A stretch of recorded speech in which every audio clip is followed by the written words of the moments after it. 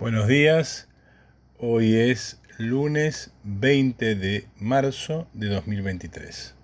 Esta es la tercera columna de La Sarteli por el Mango. Vamos a recordar algunas cosas. La primera es que la columna se publica todos los días lunes a las 9 de la mañana. Se puede escuchar en Spotify, en las páginas de Facebook de Razón y Revolución, en el canal de YouTube de Razón y Revolución, en mi propia fanpage, Eduardo Sarteli, y en mi página web, La Línea de Sombra. Si se suscriben a cualquiera de estos espacios, se les va a avisar en el momento en que la columna esté disponible.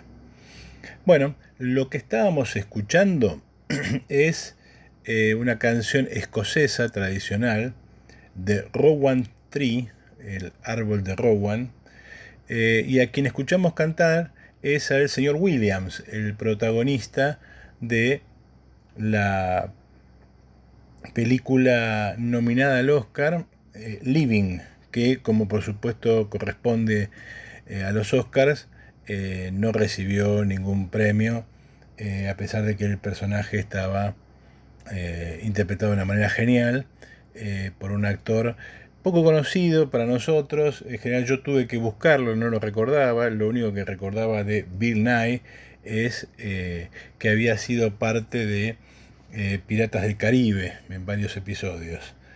La película está basada en un guión de Kazuo Ishiguro, que a su vez está basada en la película Ikiru de Kurosawa, que a su vez está basada, como corresponde a Kurosawa, que es el más occidental de los japoneses, en una novela de León Tolstoy, La muerte de Iván Ilich. Es interesante entonces empezar con esta película, no solo por esta tendencia que tengo últimamente a criticar el desastre que ha sido la adjudicación de los premios Oscar recientemente, sino porque la película, además de ser hermosa, realmente es una película hermosa, es lo que uno podría calificar como una fábula, una historia muy chiquita que tiene connotaciones muy profundas. La película está basada en esta idea de el árbol de la vida, porque el problema de la película es la vida. The Rowan Tree, el árbol de Rowan, es una especie de árbol muy común en climas fríos, sobre todo en el norte de Europa. En este caso la canción es escocesa, porque este árbol aparentemente abunda en esas zonas, y le recuerda al personaje su infancia y la vida que él consideraba segura, la vida de los afectos, la vida de la familia. El árbol de Rowan es el árbol de la vida y tiene un papel muy importante en la mitología celta. Es un árbol que se considera con propiedades mágicas, de protección contra las brujas y contra los peligros y cosas por el estilo. Lo importante de la película y de este símbolo del árbol de la vida es que nos ayuda a olvidar la superficie de las cosas y nos ayuda a volver, a retornar a el sentido de la vida, de por qué hacemos lo que hacemos, de qué es lo importante y qué es lo que va a quedar cuando ya no estemos. No voy a contar la historia para no spoilearlos, pero es una historia que realmente pega fuerte, porque siendo una historia muy chiquita, muy común, muy, si se quiere, casi cotidiana, porque a todos nos va a pasar la muerte y a todos nos toca atravesar por ese momento. Siendo entonces una historia muy chiquita, tiene aristas que permiten pensar en lo que sufrimos cotidianamente en una sociedad en la cual lo profundo, lo importante, el sentido de la vida se pierde en el medio de un caos, en el medio de un caudaloso río que se lo lleva todo y que no nos permite disfrutar de esto que llamamos vida y que no es más que un breve tiempo en el cual la materia se organiza, se hace consciente, adquiere sentimientos, adquiere ideas, pensamientos, conocimiento, relaciones, y algún día se desorganiza. Ese breve espacio en el que estamos, entre la organización y la desorganización de eso que llamamos vida, es un espacio muy precioso, muy único, es lo único que realmente tenemos. Y cuando hablamos de cambiar la vida y organizar la vida de otra manera, lo que estamos diciendo es tratar de organizar una sociedad en la cual podamos atravesar este breve espacio de la mejor manera posible, de una manera feliz. La película se retrata muy bien, muy bien. Es una película británica, así que tiene ese ritmo británico. Se retrata muy bien el pasaje del tiempo, el paso del tiempo, sin que nos demos cuenta y sin que podamos disfrutar esas cosas profundas, arrastrados como estamos por una corriente que nos lleva más allá de nuestra voluntad. Así que bueno, el tema de hoy entonces tiene que ver con esto, con el árbol de la vida, con la necesidad de protección ante un mundo caótico, un mundo que nos lleva hacia el desastre, y con el cual, un árbol con el cual intentamos protegernos de esas cosas malas que nos atormentan.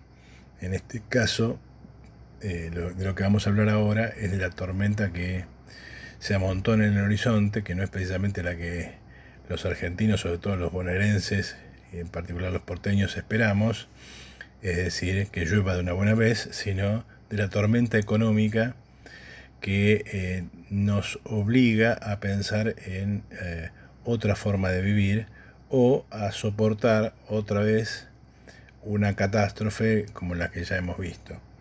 Y digo esto porque efectivamente, repasando el tema de la crisis bancaria a nivel mundial, de la aceleración de la crisis en Argentina y de los problemas políticos argentinos que tenemos por delante, se me ocurre que sería importante no perdernos en los detalles y tratar de ver el fondo del asunto, es decir, tratar de ver qué es lo que realmente tenemos que corregir.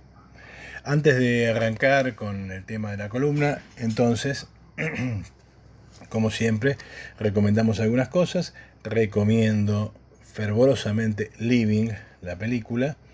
Es una hermosa y bella película, excelentemente actuado. Requiere de un poco de paciencia, pero es realmente para disfrutar y para ver y para llorar un buen rato pensando en las cosas que se van. También recomiendo, muy a tono con estos días, una novela que leí hace poco de un personaje que cuando yo estudiaba el anarquismo aparecía cada 2x3 como una especie de ídolo anarquista. Este personaje es Knut Hamsun. Knut Hamsun es un escritor noruego, premio Nobel en 1920, que se hizo famoso por una serie de novelas, en particular una llamada Hambre.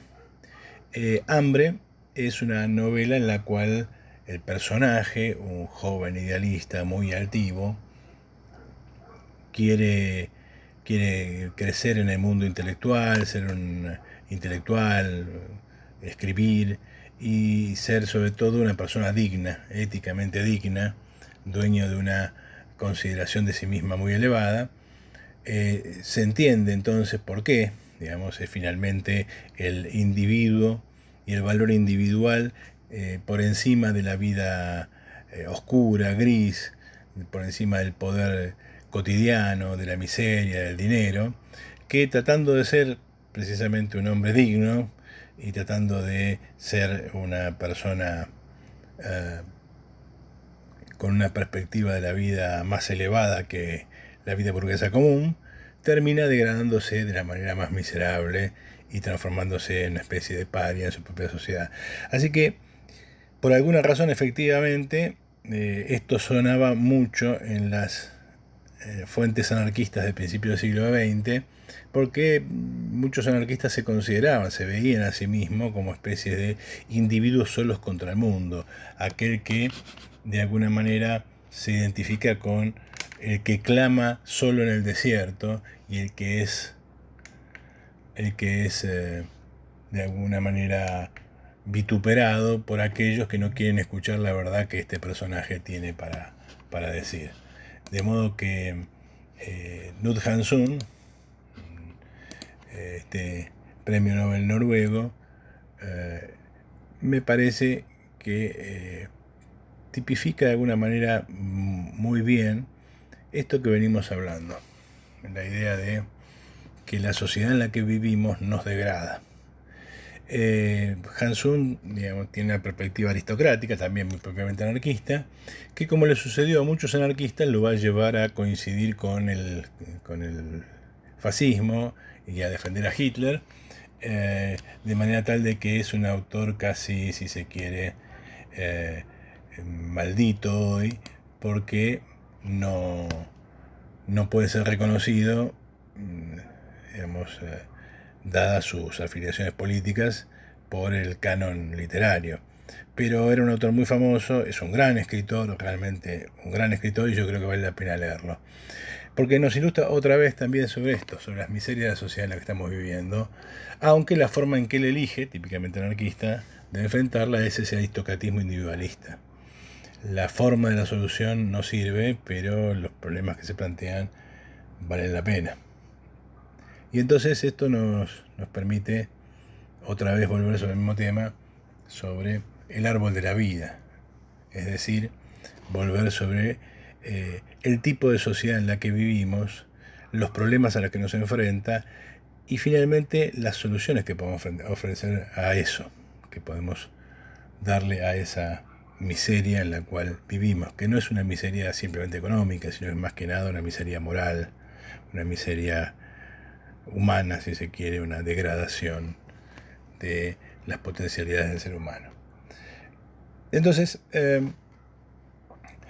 volviendo entonces sobre esta cuestión, sobre los problemas, reivindicando otra vez la lectura de Knut Hamsun y en particular de esta novela Hambre, empecemos con los fabricantes del hambre, es decir, en particular los bancos. Y empezamos por ahí porque lo que ha caracterizado a estas últimas 2 semanas, pero sobre todo la semana pasada, es la extensión al temor de una quiebra generalizada del sistema bancario. Esta quiebra del sistema bancario mundial fue anticipada o fue digamos, desatada, este temor, por la posibilidad de quiebras de bancos de gran magnitud. Es cierto que los que han quebrado, digamos, el Silicon Valley Bank, el Signature, el First Republic, no son los bancos más grandes, aunque la extensión de la crisis a Europa, al Credit Suisse, inaugura, digamos, un nuevo escalón, porque en el caso de Credit Suisse estamos hablando de uno de los bancos más grandes de Europa y de una sociedad que se caracteriza precisamente por digamos, estar ligada a la profesión bancaria y al mundo de la banca, es decir, a Suiza. Evidentemente hay una tendencia a la recesión mundial desde 2018, tendencia a la recesión mundial que está dada por el agotamiento, lo hemos dicho muchas veces, de China como motor mundial. El crecimiento económico de China se está ubicando en estos momentos por debajo del 5%, lo cual significa un problema para China, aunque se trata de una tasa de crecimiento muy envidiable, pero lo que está claro es que ha terminado el boom de esas tasas de crecimiento chino a 10% anual. Y también está claro que esa idea de que China era el nuevo motor del mundo y que iba a sacar al mundo capitalista de la crisis y lo iba a prolongar, proyectar a una nueva etapa dorada, como algunos analistas argentinos que se autodefinen marxistas señalaban, esa ilusión hace rato que ha desbarrancado. En todo caso, la irrupción de China ha prolongado, postergado la espera de la recesión, pero esa recesión está aquí ya delante nuestro. Eso lo hemos charlado en otro momento y lo vamos a volver a charlar más adelante, porque la crisis en la que estamos metidos y que empieza a despuntar en forma pública con el tema de los bancos va a tener su impacto en la política mundial tarde o temprano. Es decir, si esto se desarrolla todavía más y si esto se profundiza, vamos a ver una situación complicada para los ucranianos, porque en este contexto va a ser difícil que se mantenga la generosidad del mundo, entre comillas, occidental, básicamente los Estados Unidos y Europa. Pero lo que caracteriza a esta crisis que se abre, a esta crisis que todavía ligado al mundo bancario, ligado también al mundo cripto, porque esto ha venido a tapar de alguna manera las tendencias a la crisis que se evidenciaban en las maniobras especulativas ligadas al mundo de la compraventa de activos del estilo Bitcoin o Ethereum. Es típico de toda gran crisis, de todo momento de crisis aguda o muy amplia, de todo inicio de una gran recesión estilo año 30, el estar precedido por movimientos de tipo especulativos, erráticos, burbujas y cosas por el estilo.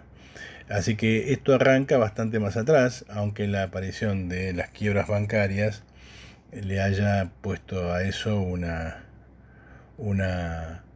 sordina y ahora estamos mirando más a los bancos que a otra cosa. Lo interesante es que este temor ha desatado un debate acerca de si hay que rescatar a los bancos o no rescatar a los bancos y la magnitud de esos rescates. Hay analistas que hablan de, como siempre, la doctrina del miedo o del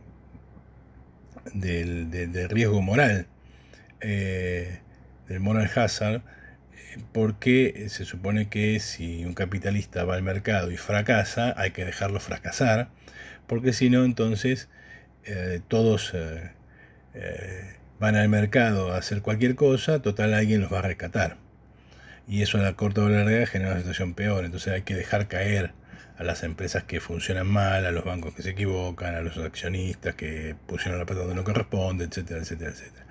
Algo de eso puse yo cuando cité la columna de Paul Krugman, que ironizaba acerca de cómo los accionistas del Silicon Valley Bank, que por lo general pertenecen al mundo de las grandes empresas tecnológicas, estaban muy contentos por el rescate de sus activos por la Reserva Federal, siendo que la mayoría de ellos se autodefine como libertario, con lo cual Krugman señalaba que eso le daba bastante fastidio.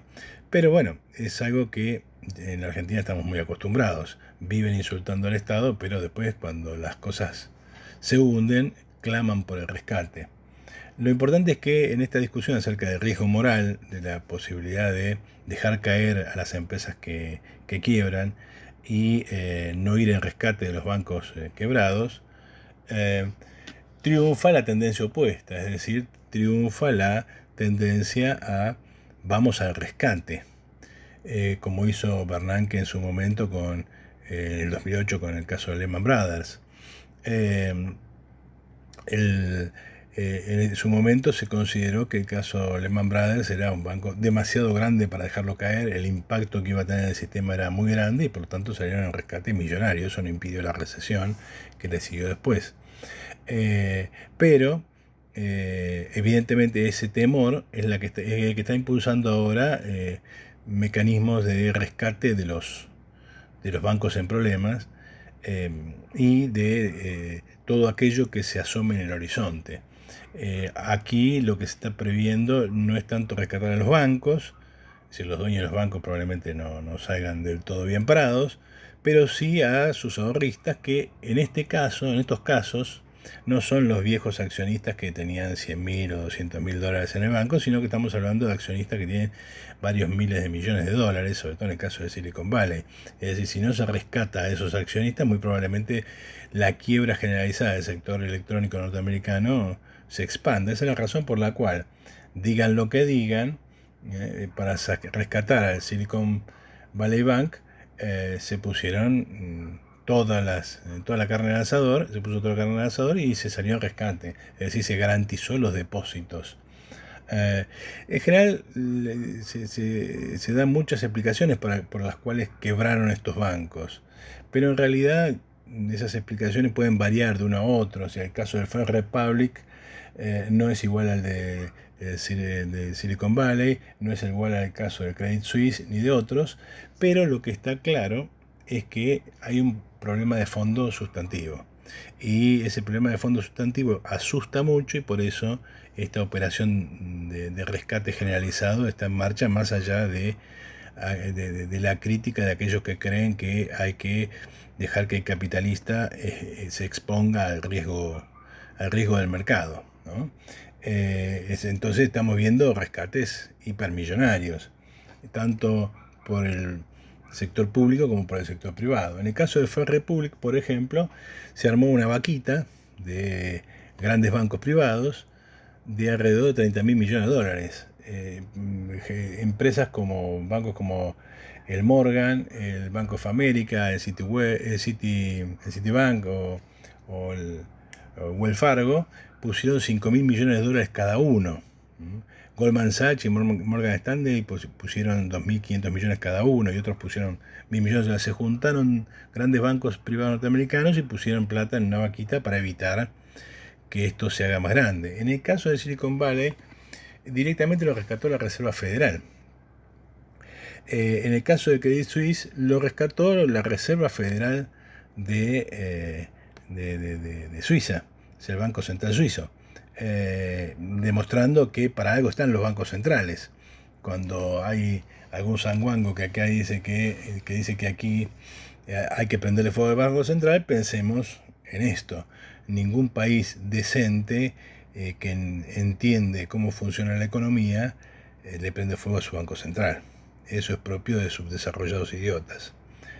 Ahora bien, este rescate de los bancos, ¿no?, tiene este mar de fondo del que hablábamos, las tendencias a la recesión mundial que tienen que ver con el agotamiento de China como pool motor auxiliar del capitalismo. Lo que estamos viendo entonces es que esa tendencia a la recesión se combate en sus, manifestaciones. Hay una tendencia a la inflación muy pronunciada que se apalanca o se quiere encontrar en su raíz en la guerra de Ucrania, pero en realidad tiene que ver con esto que señalábamos, con una tendencia a la recesión que se evita momentáneamente por la vía de largar plata al mercado, en este caso rescatando los bancos. Porque, toda esta gente debiera haber quebrado y tendría que haberse perdido esa parte de riqueza. En la medida que se rescata a los accionistas, se está tirando dinero al mercado que no debiera estar. En conclusión, al no dejar que operen los mecanismos típicos de la competencia capitalista, lo que está sucediendo es que se está creando un problema mayor que está siendo postergado y que empieza a aparecer como inflación. El escenario no es bueno, porque al mismo tiempo que se tira dinero al mercado para rescatar a esta gente, se sube la tasa de interés para frenar la inflación. Es decir, es como el capítulo donde Homero no quiere quedarse dormido conduciendo un camión y entonces se toma pastillas para dormir y pastillas para despertar. Y entonces está que se duerme y se despierta, se duerme y se despierta. Lo que está mostrando es que, de alguna manera, los hacedores de políticas de los grandes países no tienen en claro cómo enfrentar la situación. Esto ya pasó, esta idea de inflación, alza de tasas y finalmente quiebra masiva, ya pasó. No está bueno recordarlo alegremente porque no es lindo para ver, pero el mundo se está acercando o se está pareciendo a un periodo muy negro de la historia del capitalismo, que es el periodo 1928-1930. Esto está entonces en el escenario ahora, y lo que se discute es si esto se va a desencadenar, se va a desarrollar, o finalmente lo van a dejar salir porque no pueden pararlo. En el caso de Europa y en Estados Unidos siguen con estas tendencias contradictorias. Por un lado, permitimos el rescate de bancos y el estímulo de la economía y cosas por el estilo. Por ejemplo, la guerra de Ucrania es un gigantesco estímulo a la economía porque implica gastos enormes que hay que pagar. Y por otro lado, cuando vienen las consecuencias de esos gastos de los cuales hay que hacerse cargo, es decir, cuando aparece la inflación, damos marcha atrás y ponemos el freno y tratamos de subir la tasa de interés para enfriar la economía. En conclusión, estamos al borde de cosas muy importantes que pueden suceder de la noche a la mañana y que ponen en peligro nuestra existencia de un modo crucial. Pensemos lo que significa una crisis estilo año 30. Eso, en el caso argentino, no parece asustar, o la gente no está tan concentrada en eso, porque la Argentina tiene su propia crisis y su propia inflación. Todos estos dilemas que vemos con la inflación, las tendencias a la recesión a escala mundial, en la Argentina tienen otra raíz, aunque esos fenómenos están aquí. Es decir, aunque el escenario mundial está aquí, en la Argentina tiene otra raíz. La Argentina entonces tiene su propia recesión, por sus propias razones, y su propia inflación. Y la inflación en la Argentina es lo que ha venido en estos días a acelerar el escenario político, donde parecía que no pasaba nada y donde todo parecía encaminarse con más o menos tropiezos hacia un 2023 relativamente tranquilo, que terminaba con las elecciones de octubre. El detonante de esta situación es el número de inflación de febrero, 6,6, que dio mucho más alto de lo que se esperaba. En realidad no esperaban esta cifra, esperaban algo cercano al 6, pero no 6,6. Y sobre todo la sumatoria enero-febrero, que ya da 13,1, y que con lo que se viene de marzo, que da la impresión que está más cerca de 7 que otra cosa, va a dar ya en el primer trimestre cerca de 20%, y si lo analizamos más de 120. Lo más preocupante, como señala la consultora de Ferreres, es que el rubro alimentos tiene un impulso del ascenso de precios todavía mayor que el resto, porque en alimentos, sobre todo en la canasta básica, los precios suben arriba del 9-10%. Dicho de otra manera, estamos al borde de una hiperinflación. Incluso ya Financial Times analizando la situación en Argentina y llamándole la atención no solo al oficialismo, sino también a la oposición, señala que la hiperinflación en la Argentina puede desatarse en cualquier momento porque los condimentos están dados. Entonces, en este escenario, donde la sorpresa no es tanto el nivel de la inflación, recordemos que 6,6 no es la tasa de inflación más alta del gobierno de Alberto, En marzo del año pasado teníamos 6,7, en julio tuvimos 7,4, en agosto 7. El tema es que la asunción de Massa estaba ligada a la ilusión de un ordenamiento de la economía que le pondría un camino descendente con el apoyo del imperialismo, es decir, el Fondo Monetario y cosas por el estilo. Y el tema es que el apoyo del imperialismo está, que el Fondo Monetario está haciendo su tarea de apoyo. Es cierto que no da fondos frescos, pero no construye ningún escenario de salida del gobierno, es decir, no construye un clima en el cual necesariamente el gobierno tenga que caer. Al contrario, Massa ha recibido mucho apoyo del Fondo Monetario. Entonces este 6,6% no es tanto importante por la altura, digamos. El punto más alto estuvo en julio del año pasado con 7,4, sino que esa tendencia que Massa había inaugurado a supuestamente empezar a bajar la inflación y terminar en abril con un 3%, una ilusión que se había alimentado con el 6,3 de octubre, el 4,9 de noviembre, el 5,1 de diciembre, que llevó a Alberto, por ejemplo, a decir, bueno, los precios se recalientan porque la gente se va de vacaciones y gasta. La misma explicación se dio para el 6% de enero. En febrero ya la cosa viene distinta y muestra que ese 4,9 tenía mucho de ficticio y que la inflación empieza a espiralizarse. Además, viendo todo el año, de febrero a febrero, lo que vemos es que la inflación tiene un piso del 6%, lo cual ya nos lleva a un 100% anual de base.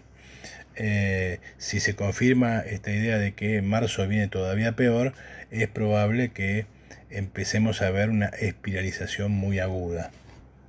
Entonces, como hemos señalado muchas veces, esta inflación de la Argentina, digamos, es una forma de manifestación de un problema mayor, que es el desacople de la productividad local y la mundial. Quiero hacer una aclaración porque algunos me lo han preguntado, otros me han criticado. La idea de que la inflación tiene que ver con la productividad es una idea correcta, lo que no quiere decir que la inflación sea la única forma de manifestar ese desacople. Hay países que pueden ser menos productivos que la Argentina y tener una moneda más estable, pero el problema no es esta vinculación como única vinculación para todos los casos. En el caso argentino esto es así. Lo que sucede es que finalmente todo lo que pasa en una economía es una misma bolsa. Por lo tanto, lo que no explota por un lado, explota por otro. Por ejemplo, uno podría tener una moneda estable porque el país, digamos, tiene una economía muy dinámica, o podría tener una moneda estable porque el país no tiene esa dinámica, pero resuelve esa presión por otro lado. Por ejemplo, Uruguay tiene una moneda estable, pero no cesa de expulsar población, al punto de que el 20% de la población uruguaya vive fuera del país. Entonces, digamos, lo que explota por el lado inflacionario en la Argentina no explota en Uruguay por ese lado, explota por otro lado. Lo mismo pasa con Ecuador. En el caso de Portugal es muy parecido. Europa se ha llenado de portugueses que se escapan. La moneda está estable, pero la población se tiene que ir. En el caso argentino, la población se queda y combate. Por lo tanto, lo que tenemos en la Argentina es una regulación inestable y convulsiva. Es decir, la clase obrera resiste, hay que darle aumento, ese aumento no puede ser soportado por el crecimiento real de la economía, luego hay que emitir. Al mismo tiempo, la burguesía argentina que se funde no quiere fundirse y por lo tanto resiste. Y al resistir, ¿qué es lo que pide? Que se cierre el mercado, que se proteja el mercado interno, y eso significa elevación de precios. En otro contexto donde la burguesía más endeble pudiera ser sacrificada y donde la clase obrera pudiera ser explotada al máximo, caso Chile, la moneda puede mantenerse estable sin que la economía alcance un grado de desarrollo dinámico y productivo muy elevado. Porque en el fondo, insisto, es toda una misma bolsa. Lo que no explota por un lado, explota por otro. No hay magia acá. Lo mismo sucede con el endeudamiento. Durante Macri, digamos, la inflación se contuvo, pero se contuvo a un nivel relativamente alto, pero se contuvo. Y esa contención explotó por otro lado. ¿Por dónde explotó? Por la forma de la deuda. Entonces, no hay que mirar solo la inflación. La inflación es simplemente la manifestación de un problema que puede manifestarse de otra manera. Y en este caso, la inflación es la forma que se manifiesta este desacople generalizado de la Argentina, este hecho de que la Argentina desde hace 70 años se va a los caños. Por lo tanto, lo que vamos a ver y vamos a charlar la semana que viene, aunque la semana que viene tengo ganas de hablar de la cultura de la cancelación, pero seguramente vamos a retomar este tema y va a ser el tema central del vivo que vamos a hacer en la última semana del mes. Toda esta aceleración de la inflación está llevando a una crisis política, no a una nueva crisis política, porque eso ya está, sino a la aceleración de la crisis política y a la tendencia a la aceleración de los tiempos políticos. Se ha vuelto a poner sobre la mesa si Alberto puede llegar al final de su mandato, si no se van a adelantar las elecciones. Se está pensando en la posible renuncia de Massa, y si Massa renunciara, poco le queda de vida al gobierno, salvo que Alberto apele y lo dejen a canalizar eso con algún bonzo que quiera autodestruirse. Ese bonzo existe, se llama Daniel Scioli, con lo cual no sería extraño que renunciando Massa, Scioli se haga cargo del gobierno solo para incinerarse. Mientras tanto, Cristina se aleja de Massa, desarrollando esa batalla de la que en algún momento hablamos, es decir, Cristina y Massa son amigos que se odian y están juntos no por el amor sino por el espanto, y la tendencia a criticar a Massa ya no es solamente de Alberto. Recuerden lo que dijo la portavoz oficial acerca de lo horrible que era el número de la inflación, lo cual era una crítica evidente a Massa, si viniste para salvarnos y acá estamos, sino que ya hay voces todavía periféricas, pero importantes, que empiezan desde el kirchnerismo a hostigar a Massa.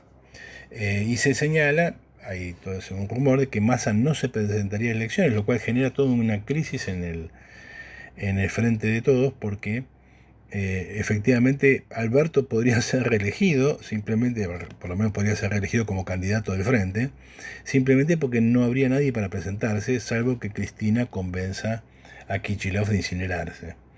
Todo esto lo vamos a hablar en el vivo de fin de mes, pero lo preocupante de esto es que se acelera la crisis económica y se acelera la crisis política y social. Nos acercamos a algo parecido al 2001 y eso nos obliga, nos lleva necesariamente a otra vez pensar la salida de esto. Si hay una salida por fuera de las salidas que diseña el consenso liberal.